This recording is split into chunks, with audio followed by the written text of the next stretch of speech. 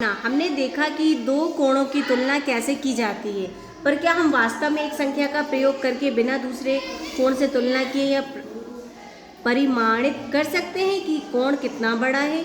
हमने देखा कि एक वृत्त के द्वारा हम विभिन्न कोणों की तुलना कैसे कर सकते हैं। शायद एक वृत्त को कोणों के माप निर्धारित करने के लिए नियत किया जा सकता है। इसमें सारे कोण लिखे हुए हैं डिग्री के माध्यम से। कोणों के यथावत माप निश्चित करने के लिए गणितज्ञों को एक विचार आया। उन्होंने वृत्त के केंद्र पर बने कोण को 360 बराबर भागों या कोणों या भागों में विभाजित किया। इन सभी बराबर इकाई भागों का माप एक अंश है, जिसे 1 डिग्री लिखा जाता है। में बोलते हैं अंश, एक अंश का, और इंग्लिश में बोलते हैं 1 डिग्री।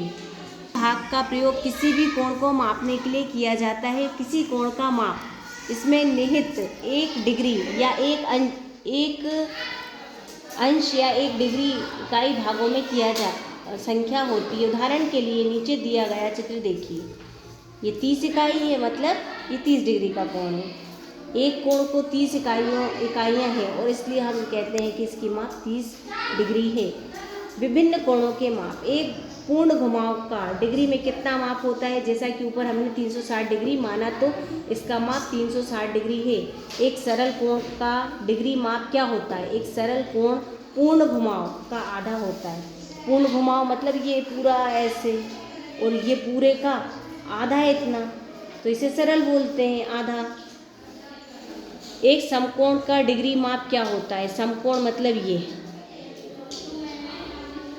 समकोण, दो समकोण मिलके एक सरल कोण बनते हैं, तो 2 मतलब 90, 180 का आधा तो 90।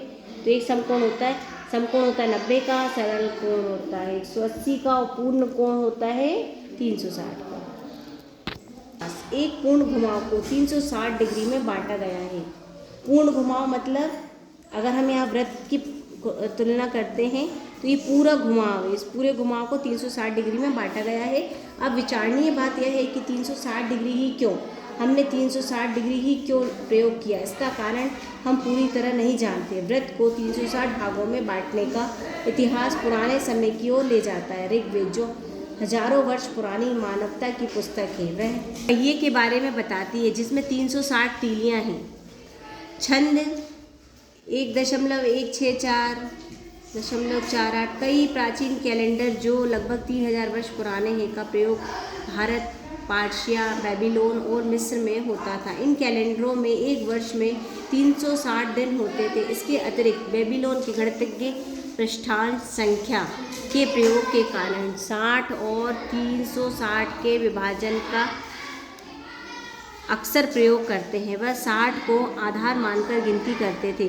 गणितज्ञ द्वारा वर्षों से 360 का प्रयोग करने का सर्वाधिक महत्वपूर्ण और वास्तविक उत्तर यह हो सकता है कि 360 वह सबसे छोटी संख्या है जो 7 को छोड़कर 10 तक की सभी संख्याओं से विभाजित हो जाती है। अतः कोई वृत्त को 1, 2, 3, 4, 5, 6, 7, 8, 9 या 10 भागों में बराबर बांट सकता है, और बांटने के बाद भी प्रत्येक भाग में पूर्ण संख्या प्राप्त करता है। ध्यान दीजिए, 360 संख्या 12 से भी विभाजित होती है, जो एक वर्ष के महीने हैं। 24 से भी विभाजित होती है, जो एक दिन में घंटों की संख्या होती है। ये सभी तथ्य संख्या 360 को अत्यधिक उपयोगी बनाते हैं। नीचे दिए गए चित्र में वृत्त को 1 से 12 भागों में बांटा गया है। परिणामतः प्राप्त कोणों के डिग्री माप क्या होंगे? निर्देशित कोणों के समीप उनके डिग्री माप लिखिए। ये देखिए, एक घुमाव, फिर यहाँ पे इस तरह से बांटते गए कितने भागों में बांटा है उनने? 12। ये तो 10 है। विभिन्न कोणों की डिग्री माप।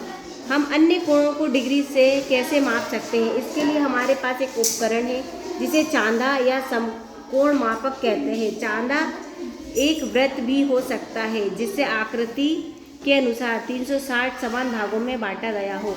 एक अर्धवृत्त भी हो सकता है जिसे 180 समान भागों में बांटा गया हो। चांदा कहते हैं, ये चांदा जो है ऐसा है, और अगर नीचे भी होता तो ये पूरा एक वृत्त हो जाता, गोल हो जाता। तो ये जो है, इसे यहाँ 0 से शुरू करके 0, 10, 20, 30, 40, 50, 60, 70, 80, 90, 100, 10, 110, 120, 130, 140, 150, 160, 170, 180। तो ये पूरी एक सरल रेखा बन गई। तो ये है पूरा ऋजु कोण या सरल कोण जो 180 डिग्री को दिखा रहा है। बिना अंकन का कोण मापक, यहाँ एक कोण मापक चांदा दिया गया है। क्या आप इसके केंद्र में सरल कोण देख रहे हैं जिसे एक अंश के 180 भागों में बांटा गया है। यद्यपि सरल कोणों को बांटने वाली रेखाओं के कुछ भाग दृश्यमान हैं। आधार रेखा के सबसे दाएं भाग से चिन्हांकन करते हुए प्रत्येक 10 डिग्री पर एक लंबा, ये देखिए ये लंबा चिन्ह बना हुआ है हर 10 डिग्री पे, और 5 के बाद मध्य आकार की छोटी सी रेखा है।